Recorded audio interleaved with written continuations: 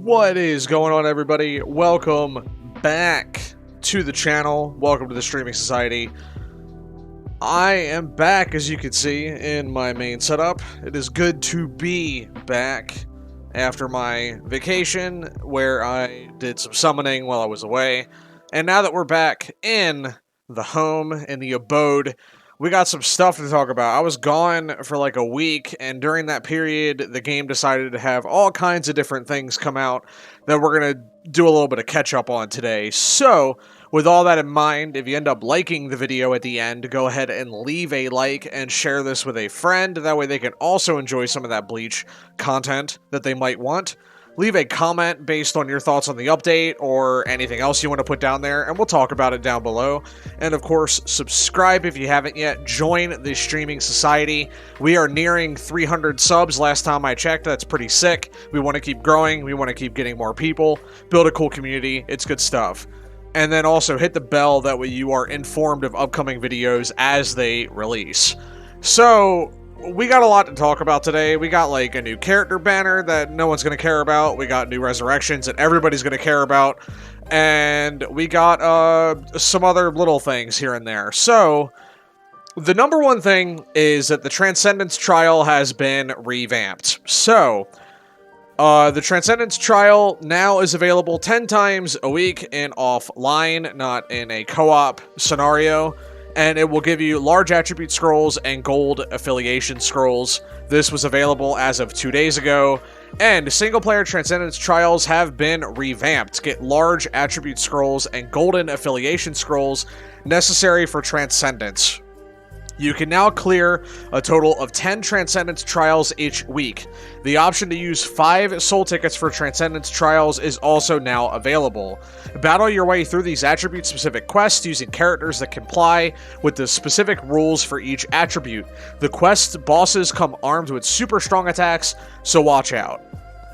They've also identified an issue with the explanation text that appears before the prepare for quest screen during Transcendence trials, whereby the wrong completion rewards were listed. The issue has now been fixed. Please note that this was only an issue with the explanation text.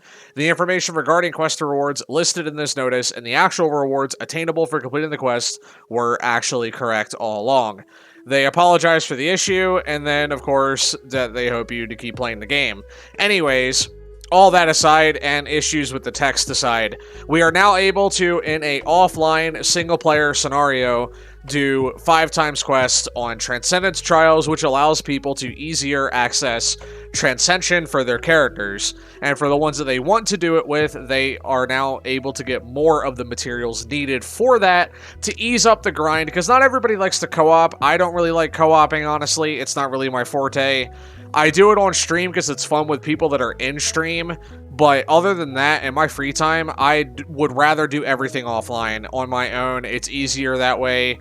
There's less issues of people disconnecting, all that stuff. This is very handy for people like myself that just want to boot up a mission and get going. You know, your grind is important, your time is important, and so this stuff, handy.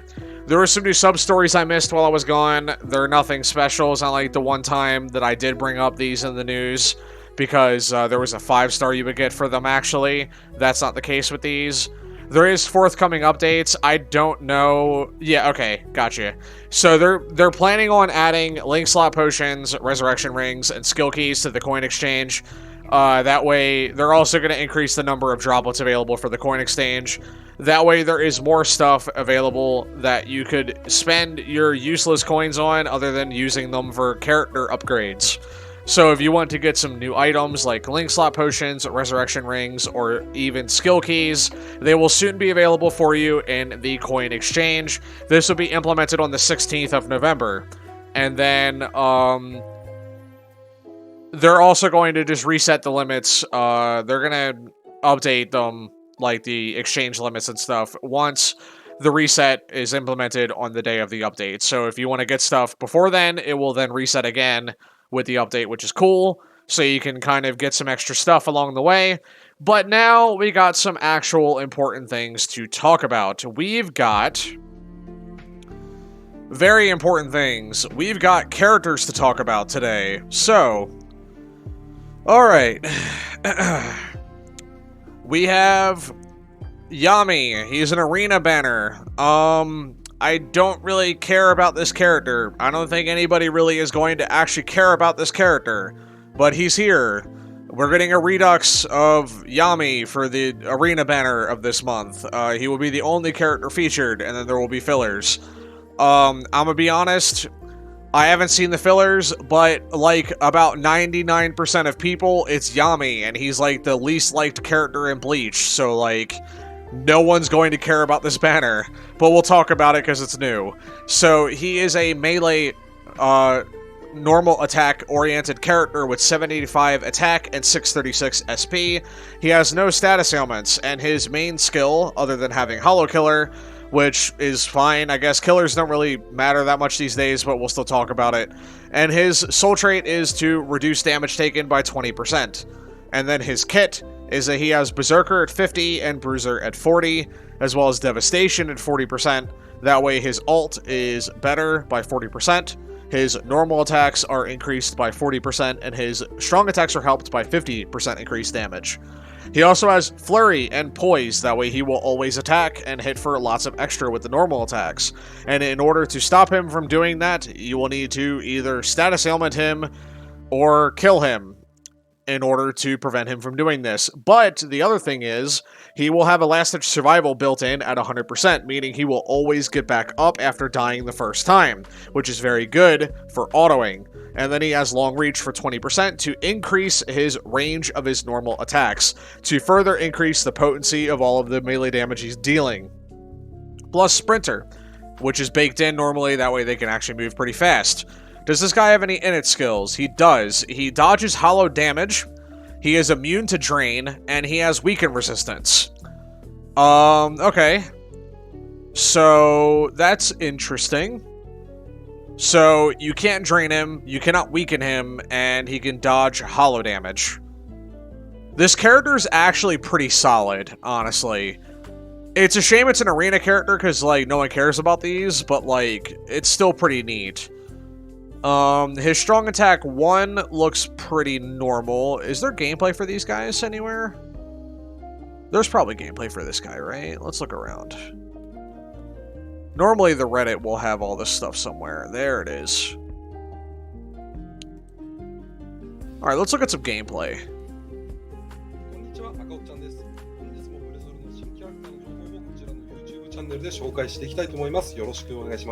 Alright. 本日紹介するのはアリーナサイクルガチャ DS です。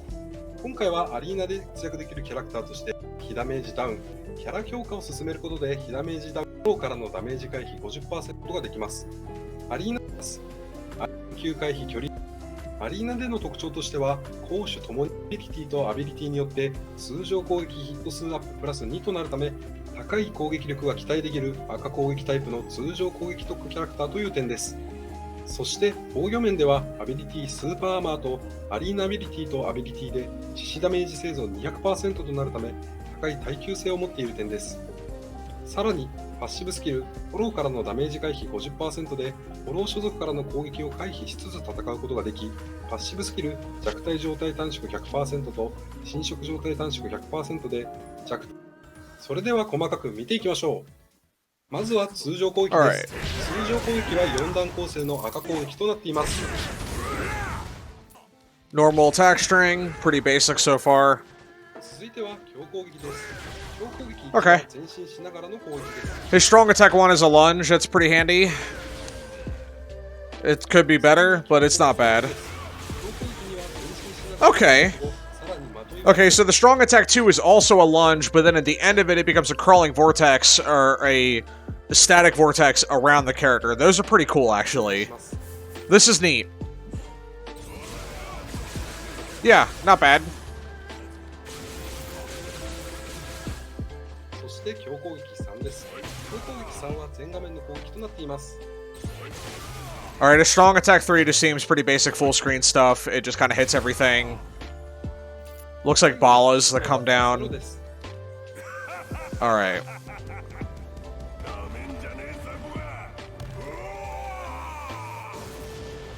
Okay.